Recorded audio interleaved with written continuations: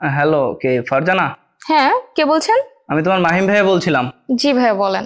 তোমার দুলাভাইকে দেখলাম আজকে রিক্সা চালাইতেছে। মানুষের অভাব গেলেও স্বভাব যায় না, তাই না? তুমি এত বড় ডাক্তার হয়ে গেছো, তোমার দুলাভাই এখনো রিক্সা চালায় রোদে পুরা বৃষ্টিতে ভিজা। কি দুলাভাইয়ের কোনো খোঁজ খবর নাও না, তাই না? আপনি কি বলতে চাচ্ছেন ভাইয়া? এত অহংকার ভালো না, বুঝছো? তোমার দুলাভাই এত কষ্ট করে তো রোদে পুরা বৃষ্টিতে ভিজা তোমার ডাক্তার বানাইছে, আর আজকে তুমি তোমার দুলাভাইয়ের কোনো খোঁজ খবর নিতেছো না, তাই না?